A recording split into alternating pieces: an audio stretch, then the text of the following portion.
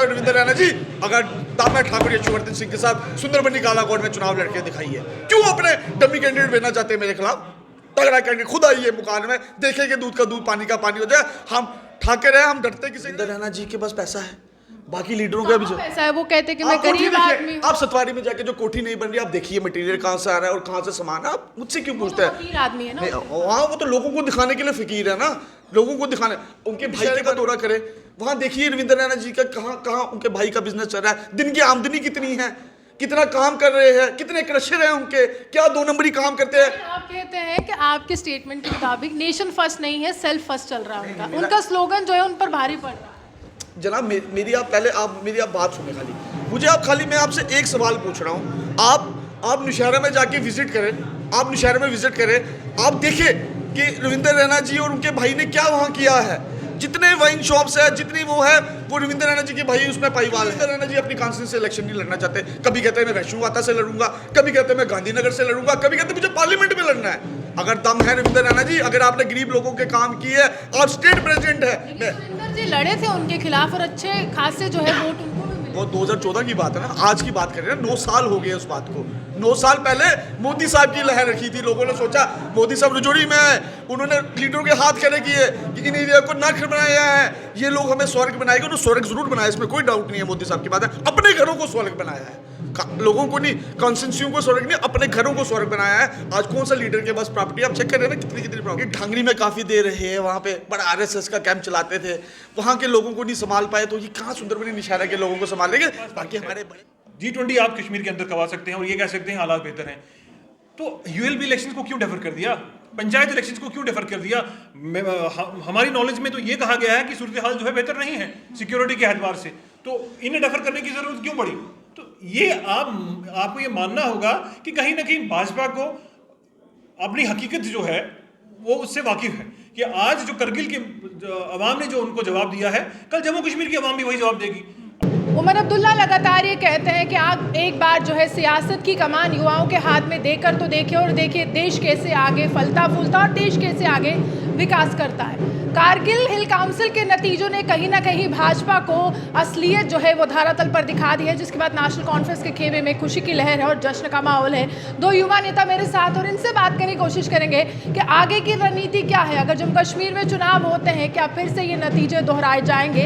क्या फिर से इसी तरह से जीत का जश्न नेशनल कॉन्फ्रेंस के कार्यालय में होगा या नहीं? और रणनीति के तहत युवाओं का कितना किरदार रहने वाला है चुनाव में? जिशान जी, सबसे पहले मैं आपसे जानना चाहूँगी, ये जो नतीजे आए हैं इससे किस तरह से जवाब मिला है भाजपा? देखिए, करगिल की आवाम ने जिस तरीके का भरोसा जिताया है नेशनल कॉन्फ्रेंस पे और जिस तरीके का मैंडेट दिया है नेशनल कॉन्फ्रेंस को, एक चीज़ तो वाज़िया हो गई है और सामने, और इवन के मैं ये कहूँगा कि आज मुल्क भर में ये मैसेज गया होगा कि 5 अगस्त 2019 को जो भाजपा ने जो फैसला लिया था, जिस तरीके से जम्मू कश्मीर के 2 टुकड़े किए थे, जिस तरीके से हमारी शनाख्त को हमसे छीना था, ये बीजेपी के मुंह पे एक बहुत बड़ा तमाचा जो है वो करगिल की आवाम ने बनाया है। क्योंकि मैं ये मानता हूँ कि डेमोक्रेसी में अगर सबसे बड़ी ताकत होती है किसी के पास, तो आवाम के पास होती है और वोट की ताकत होती है।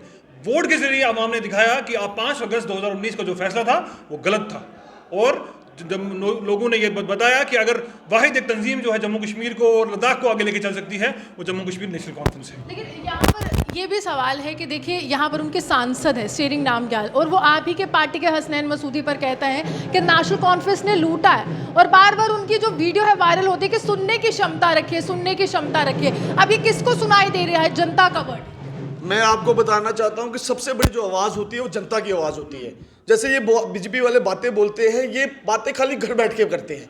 अगर नेशनल कॉन्फ्रेंस ने जम्मू कश्मीर को लूटा होता तो आज कारगिल में क्लीन स्वीप नहीं होती नेशनल कॉन्फ्रेंस पे, क्योंकि कारगिल के लोगों को नेशनल कॉन्फ्रेंस से प्यार है, उमर अब्दुल्ला साहब से प्यार है। मैं आपके माध्यम से एक बात और बोलना चाहूँगा, जो भारतीय जनता पार्टी के लीडर बोलते हैं कि 50+ पार करेंगे हम घर बैठ के या दफ्तरों में बैठ के पार करेंगे, उनको मैं बोलना चाहता हूँ आप विधानसभा सीट में कम से कम खुद आ जाइए। वो तो खुद भी जहाज के रहने वाले हैं रविंद्र रैना जी, सुंदरबनी नौशहरा के लोगों ने उनको जुटा के भेजा था। मैं उनको आपके माध्यम से दावा देता हूँ, अगर आप में दम है तो मेरे जैसे छोटे से बच्चे के साथ चुनाव लड़के देंगे। तो यहाँ पर मुख्यमंत्री के सपने देख रहे हैं और वो कह रहे हैं कि जल्द ये सपना पूरा होगा, भाजपा प्रचंड बहुमत लेगी। शायद मुझे लगता है उनको कल रात को नींद नहीं पड़ी होगी। सपने तो वो देखते हैं पर सुबह भूल जाते हैं सपना देखा क्या है। रविंद्र रैना जी जो एक लीडर है भारतीय जनता पार्टी के, उनसे मैं पूछना चाहता हूं कि सपने देखना अच्छी बात है, पर उसकी पूरे होने की उम्मीद नहीं करनी चाहिए। लेकिन वो प्रधानमंत्री के नाम पर पूरे करेंगे स्टार प्रचार एक बार फिर से प्रधान। वो 2014 में मोदी साहब के नाम पे लोगों ने वोट दिया, उन्होंने सोचा कि क्या डेवलपमेंट होगी जम्मू कश्मीर की रियासत पे। मुझे आप ही बताएं, आप भी बहुत बड़े जर्नलिस्ट हैं, मुझे बताएं आपने कभी किसी स्टेट को यूटी बनते हुए देखा? मैं जब से पैदा हुआ मैंने तो नहीं देखा। ये कहते हैं कि आतंकवाद बहुत ज्यादा था, पाकिस्तान को करारा जवाब देना था, गृह मंत्रालय के अधीन लाना था, तो यूटी में तब्दील कर दिया। मुझे ये केंद्र सरकार मुझे का था। इनकी कन्नी और कतनी में फर्क है। कभी ये कहते हैं यहाँ पे मिलिटेंसी है, कभी कहते हैं यहाँ चुनाव नहीं हो सकता। आप मुझे बताएं, इनके जो एलजी साहब बैठा के रखे हैं वो कहते हैं कि 80% लोग चाहते हैं कि जम्मू कश्मीर में चुनाव नहीं होने चाहिए, तो कारगिल के लोगों ने कैसे चुनाव में जवाब दिया? डेमोक्रेसी बहाल करना चाहते थे ना कारगिल के लोग, तभी तो लोगों ने। 80% लोग नहीं चाहते हैं, 80% भाजपा के नेता नहीं चाहते। मैं तो 95 भाजपा के परसेंट बोलूंगा, मैं 80 भी नहीं बोलूंगा। 100% क्यों, 5% कोई लोग हो सकते हैं जो नेशनल कॉन्फ्रेंस में आना चाहते हो, वो भी प्रेशर में है, किसी की काला धन है। आपको मैं 100% इसलिए नहीं बोलता, 95% इसलिए बोलता हूँ। 5% लोग नेशनल कॉन्फ्रेंस में वापस आना चाहते हैं, किसी को इन्होंने धमकी दे के रखी है, किसी की जी ने कुछ बातें की। हाँ वैसे ही ना, हमें तो सब पता है कि क्या क्या होता है, कि रविंद्र रैना जी के भाई क्या करते हैं नौशहरा में बैठ के, सबको सब पता है। पर ये आपको पता है क्या क्या? आप मुझे बताएं, अगर डेवलपमेंट करनी थी जम्मू कश्मीर की तो न्यू लिकर शॉप्स खोलने की क्या जरूरत थी? 14 लिकर शॉप है, इसकी जगह नौजवानों को एम्प्लॉयमेंट देते। क्यों ओवर चार्जेस होती है लिकर में, और वो पैसा एलजी साहब तक जाता है, और कहाँ तक जाता है? मुझे कोई डर नहीं है, मुझे ऊपर वाले का डर है। ज़्यादा से ज़्यादा क्या होगा, उठा के अंदर कर देंगे, कोई डर नहीं है हमें। ना हमारे पास कोई काला धन है, ना हम गरीब लोगों के साथ चलते हैं, और गरीब लोगों के लिए बात करते हैं तभी बीजेपी वालों को कड़वी लगती है। जिस तरह से बोलते हैं कि नफरत के बीच नेशनल कॉन्फ्रेंस बोती है और उसी नफरत के कारण मजदूरों की हत्याएं होती हैं या गैर स्थानीय लोगों की हत्या होती है, आतंकवादियों को शेयर नेशनल कॉन्फ्रेंस और पूरी तरह से पीडीपी से मिल रही है, तो क्या जवाब? ये बोलने वाले बोलते हैं, इनका काम है बोलना। नेशनल कॉन्फ्रेंस हमेशा लोगों के हक की बात करती है, ना वो किसी मिलिटेंसी की बात। कौन चाहता है, मुझे बताए, अभी भी कभी भी, अभी पिछले दिनों कालाकोट कॉन्स्टिट्यूंसी में फायरिंग चल रही थी, कौन चाहता है कि वहां पे मिलिटेंसी हो? किसी लीडर का ये शौक नहीं होता। ये जब वहां से जो होता है उससे होता है। बीजेपी इसमें भी सियासत करती है, ये तो धर्म में सियासत करती है जनाब। मैं एक हिंदू हूं, मैं हिंदू में हर वक्त में जय श्री राम बोलूं, जय श्री राम बोलूं। हमारी माता का नाम पहले आना चाहिए, फिर राम जी का नाम पहले आना चाहिए। ये तो माता के नाम को भी भूल जाते हैं सियासत के लिए। हमें, मेरा मजहब, मैं एक हिंदू हूँ, मेरा मजहब ये सिखाता है मुझे अपने मुसलमान भाइयों की हिफाजत करनी चाहिए, उनके मजहब की हिफाजत करनी चाहिए, तब मेरा ऊपर वाला मुझे बोलेगा कि मैंने अपने मजहब की इज्जत की। ऐसा नहीं होता कि आप दूसरे की मजहब की इज्जत ना करो, अपने मजहब में रोजा मंदिर पहुंच जाओ। निशांत जी, हिंदू खतरे में है, ये भी राष्ट्र स्तर पर एक तरह से आवाज़ बुलंद हो रही है कि हिंदू बहुत ज़्यादा खतरे में है और जाग जाना चाहिए। तो नेशनल कॉन्फ्रेंस के लिए क्या लगता है कि उनका क्या तर्क है? देखिए, अगर हिंदू खतरे में होता तो आज यशुवर्धन जो है नेशनल कॉन्फ्रेंस में नहीं होता, वो भी आज भाजपा में होता है। अगर आज यशुवर्धन नेशनल कॉन्फ्रेंस में अपने आप को महफूज समझ रहा है, इसका ये मतलब है कि ये वो तंजीम है जो सभी लोगों को, सभी मजहब के लोगों को साथ में लेके चलना चाहती है। क्योंकि हमारे लीडर शेर कश्मीर शेख मोहम्मद अब्दुल्ला ने हमेशा से ये कहा है, हिंदू मुस्लिम सिख इत्तेहाद का उन्होंने जो नारा दिया था, वो पूरे मुल्क को और पूरे देश को इस बात का इल्म है। मैं ये चाहता हूँ कि भाजपा की जो पॉलिटिक्स रही है, एक डिवाइसिव पॉलिटिक्स, वो हमेशा से ही रहा है। और करगिल की आवाम ने जो तमाचा उनके मुंह पे लगाया है, इससे उनको एक बहुत बड़ी सीख मिलेगी, एक सबक मिलेगा कि आप नफरत की राजनीति जो है ज़्यादा देर तक नहीं चला पाओगी। आखिर एक दिन जरूर आएगा जब लोग समझेंगे कि आप आखिरकार चाहते क्या हो, आखिर आपकी मंशा क्या है। लेकिन फारूक साहब के लिए लगातार ये कहते हैं, राष्ट्रीय मंच हो, अंतर्राष्ट्रीय मंच हो, हर मंच पर कश्मीर के नेताओं को खरी खोटी, और सबसे पहले डॉक्टर फारूक अब्दुल्ला के पाकिस्तान से बातचीत की वकालत करते हैं, 370 की बहाली के लिए चीन का समर्थन मानते हैं, तो वो तो राष्ट्रद्रोही सिद्ध कर गए। देखिए, सबसे पहले तो कंसेप्ट ही यहाँ मैं समझता हूँ कि भाजपा के लोगों को नहीं है। हमने आइन की बात की, कॉन्स्टिट्यूशन की बात की, नेशनल कॉन्फ्रेंस के हर एक लीडर ने, हर एक वर्कर ने कॉन्स्टिट्यूशन की बात की। कॉन्स्टिट्यूशन ने हमें 370 दिया था, गवर्नमेंट कॉन्स्टिट्यूशन ऑफ इंडिया ने हमें 370 दिया था, not constitution of Pakistan. Pakistan से हम कॉन्स्टिट्यूशन ऑफ की ये 370 की बहाली की बात प्यार क्यों है? ये भी प्यार, देखिए, हम इसलिए चाहते हैं कि एक पड़ोसी मुल्क है, पड़ोसी मुल्क के साथ अगर हमारे रिश्ते अच्छे नहीं होंगे तो हमारे मुल्क में उसका इफेक्ट होगा। और लगातार जो आप हिंसा देख रहे हैं जम्मू कश्मीर के अंदर, आतंकवादी जो घटनाएं हो रही हैं जम्मू कश्मीर के अंदर, वो उसमें कहीं ना कहीं पाकिस्तान का रोल है। भी है कि नेशनल कॉन्फ्रेंस के काल में पत्थरबाजी बहुत होती थी, अलगावादी नेता आराम से तमाम सरकारी सुविधाओं का लाभ उठाते थे, और ये कहते हैं भाजपा के नेता कि हमने वो सुविधाएं बंद कर दी, तमाम अलगावादी जेल के अंदर बंद है और पत्थरबाजी का नाम ही नहीं, और कलम है हर एक व्यक्ति के हाथ। तो अगर कलम है हर एक व्यक्ति के हाथ में, तो ये जो 3 हमारे ऑफिसर्स, जामाज ऑफिसर्स मरे, शहीद हुए 10 दिन पहले, वो शायद ना होते। अगर भाजपा ने इतना ही उनका कंट्रोल हो गया है जम्मू कश्मीर के, और लगता है कि जम्मू कश्मीर का माहौल बेहतर किया है, तो ये जो घटनाएं हो रही हैं ये क्यों हो रही हैं? जम्मू के इलाके जो राजौरी पुंछ जो पिछले कुछ अरसे से मैं समझता हूं कि मिलिटेंसी मुक्त हो गया था, आज उसके अंदर भी आप मिलिटेंसी आप देखने को मिल रही है। तो कुल मिला के भाजपा, या तो भाजपा को देखिए एक चीज़ उनको क्लियर करना चाहिए, वाजिया करना चाहिए, या तो वो ये कहें कि जम्मू कश्मीर के हालात बेहतर हो गए हैं तो हमें यहाँ चुनाव करवाएं। एक तरफ से वो ये कहते हैं कि जम्मू कश्मीर के हालात बेहतर हैं, दूसरी तरफ से मिलिटेंसी की घटनाएं जो है बढ़ती जा रही हैं। तो ये एक समिट हुआ है, जिस तरह से समिट हुआ है उसमें तो अंतर्राष्ट्रीय स्तर पर बेहतरी ही दिखाई गई है, और मिस वर्ल्ड का जिस तरह से यहाँ पर पूरी तरह से बोलबाला है, कंपटीशन नवंबर में हो रहा है, वो तो देखिए अगर इन सब चीज़ों के लिए आपके पास वक्त है, G20 आप कश्मीर के अंदर करवा सकते हैं और ये कह सकते हैं हालात बेहतर हैं, तो ULB इलेक्शन को क्यों डेफर कर दिया? पंचायत इलेक्शन को क्यों डेफर कर दिया? हमारी नॉलेज में तो ये कहा गया है कि सूरत हाल जो है बेहतर नहीं है सिक्योरिटी के एतबार से, तो इन्हें डेफर करने की जरूरत क्यों पड़ी? तो ये आपको ये मानना होगा कि कहीं ना कहीं भाजपा को अपनी हकीकत जो है वो उससे वाकिफ है कि आज जो करगिल के अवाम ने जो उनको जवाब दिया है, कल जम्मू कश्मीर की अवाम भी वही जवाब देगी। अब मैं यहाँ तो ULB में मैं समझता हूँ कि जम्मू जहाँ बीजेपी का जो म्युनिसिपल कॉर्पोरेशन एक वक्त में उनका गढ़ हुआ करता था, आज तो यहाँ पे वो उनकी जितना मुश्किल होगा। सवाल रहेगा कि आप लोग तो चाहते थे कि अब आप बोल रहे हैं कि हम चाहते हैं चुनाव हो, एक वक्त वो था जब आप बहिष्कार की नीति अपनाते तो 370 की वापसी चाहते। 370 की जो वापसी हम चाहते हैं वो हमारा सुप्रीम कोर्ट में केस चल रहा है, और साथ में जो स्टेट मिलनी चाहिए वो हम उसके लिए लड़ रहे हैं, पर चुनाव लोगों का हक है, लोग चाहते हैं चुनाव। लेकिन आपने एक समय में बहिष्कार भी किया था। हाँ, तो पर बाइकआउट इसलिए किया था, उसका फायदा भाजपा उठा सकी थी उस समय? मुझे तो नहीं लगता। इंडिपेंडेंट लोग भी लोग जीत के आ गए और वो नेशनल कॉन्फ्रेंस में ज्वाइन कर गए। जब म्युनिसिपल कहते हैं कि वो आप ही के द्वारा खड़े किए हुए, जनाब वो अब इनके कहने से कुछ नहीं होता, लोगों को नेशनल कॉन्फ्रेंस से प्यार है।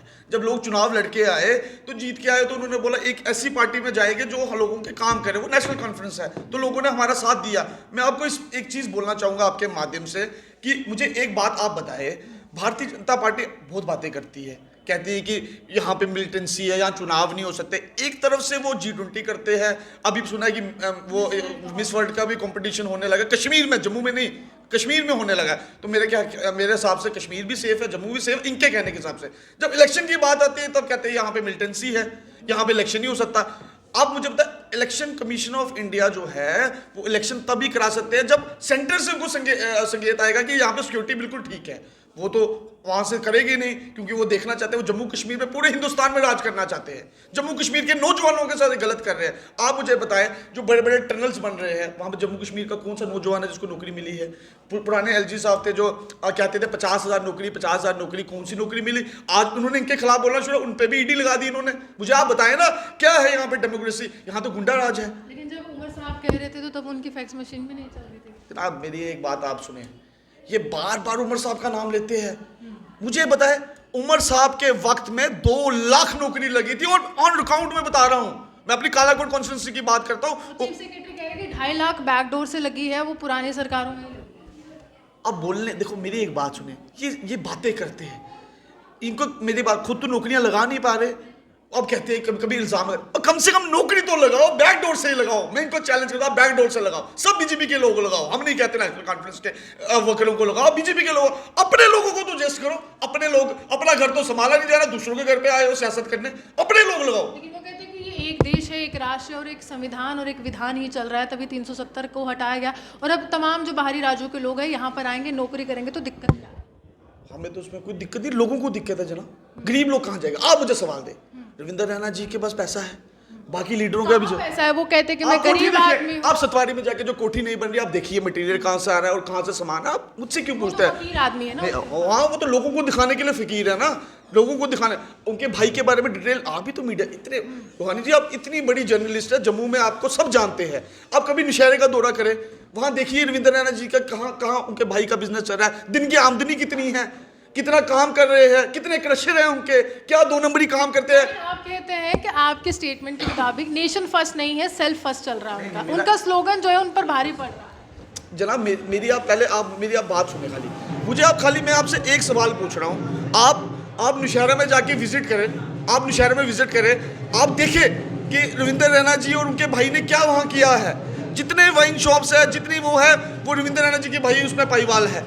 आप बोलने को इनको कुछ होता नहीं। अच्छा चलो छोड़ो, ये भी बात, बिजनेस की बात भी छोड़े। क्यों रविंद्र रैना जी अपनी कॉन्स्टिट्यूंसी से इलेक्शन नहीं लड़ना चाहते? कभी कहते हैं मैं वैष्णोवाता से लड़ूंगा, कभी कहते हैं मैं गांधीनगर से लड़ूंगा, कभी कहते हैं मुझे पार्लियामेंट में लड़ना है। अगर दम है रविंद्र रैना जी, अगर आपने गरीब लोगों के काम किए और स्टेट प्रेसिडेंट है, रविंद्र जी लड़े थे उनके खिलाफ और अच्छे खासे जो है वोट उनको भी मिले। वो 2014 की बात है ना, आज की बात कर रहे हैं। 9 साल हो गए उस बात को।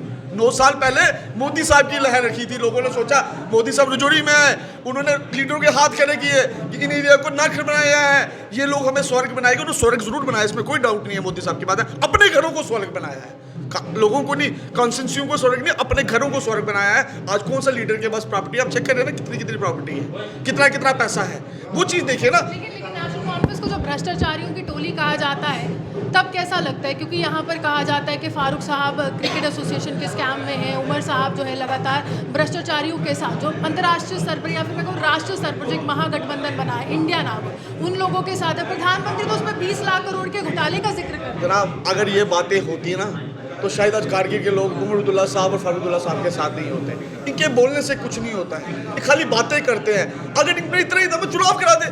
अगर हम लोगों ने कुछ नहीं किया होगा, हम हमारे पीछे में कोई स्कैम्स हो गए तो लोग हमें वोट नहीं देंगे ना, सीधी बात है। आज भी जनता जानती है कौन लोग गरीब लोगों का काम कर सकते हैं। अगर हमें कुछ खोट है तो लोग हमें नहीं देंगे, बीजेपी को जिता देंगे। अच्छा, अब प्रॉपर्टी टैक्स को टाल दिया गया है, कैसे देखते हैं? अर्बन लोकल बॉडी का फैसला भी टाल दिया गया है, प्रॉपर्टी टैक्स को भी टाल दिया गया कि अभी फिलहाल नहीं लगने वाला है, और स्मार्ट मीटर का बोलबाला है। तो ये फैसला क्यों लिया गया, क्या जरूरत? जनता का प्रेशर, आवाम का प्रेशर है इस वक्त। फैसले तो ये ले लेते हैं, जो भी फैसले 2019 के बाद लिए लगातार जम्मू कश्मीर में, उसमें आवाम का समर्थन इन्हें नहीं मिला और आखिरकार इनको अपने घुटने जो हैं वो टेकने पड़े।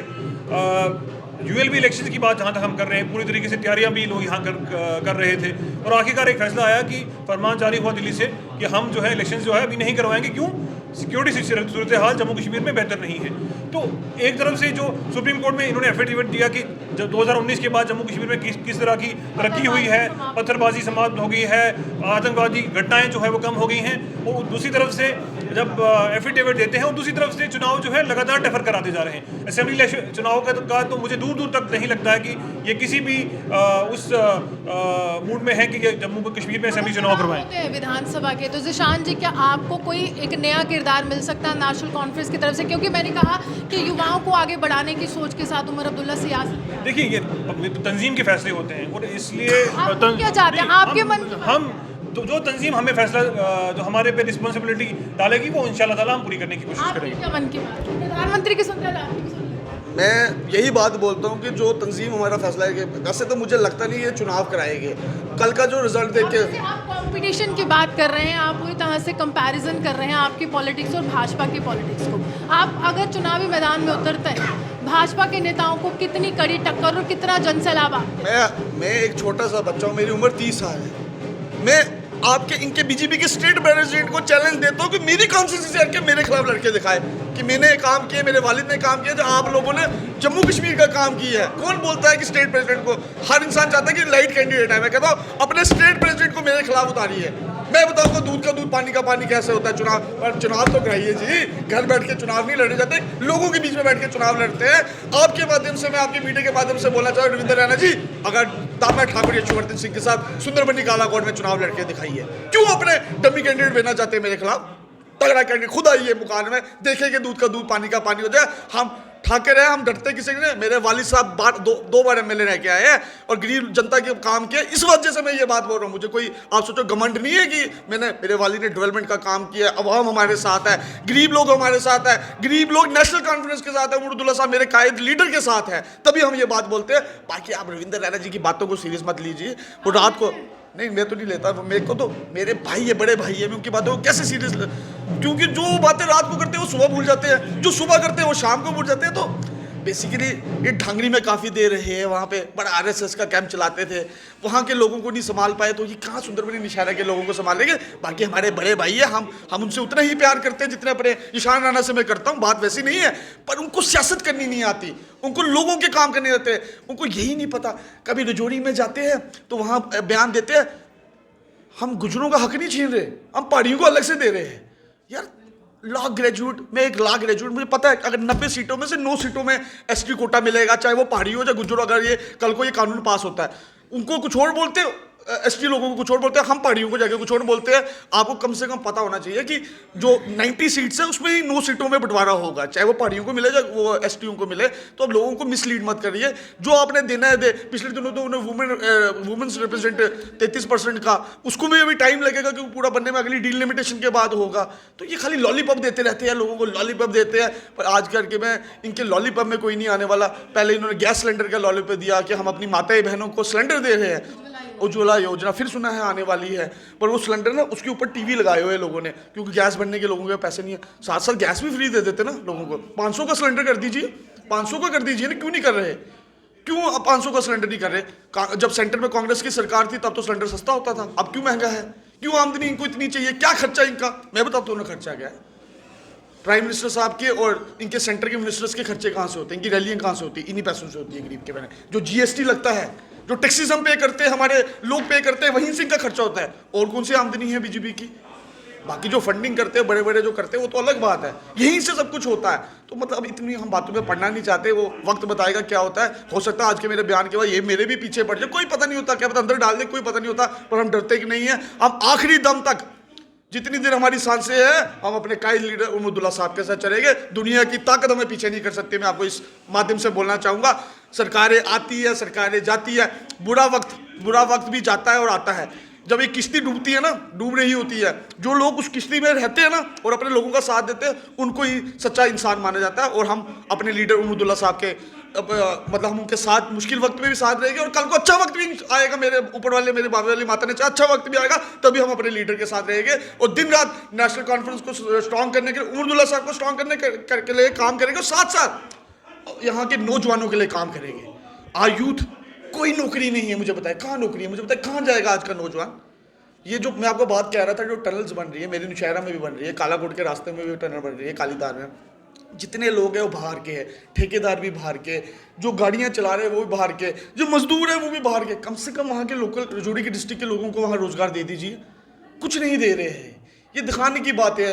आप कहते हैं यहाँ कौन सी बताओ कौन सी नए ऑर्डर्स हुए? आप कहते हैं कि नेशनल कॉन्फ्रेंस ने ऑर्डर्स किए थे, लगाए थे, लोग लगाए थे, नहीं लगाए, जो भी लगाए, आप कोई भी लगाए, आप बीजेपी के लोग ही लगाए, पर गरीब लोगों को तो लगाए।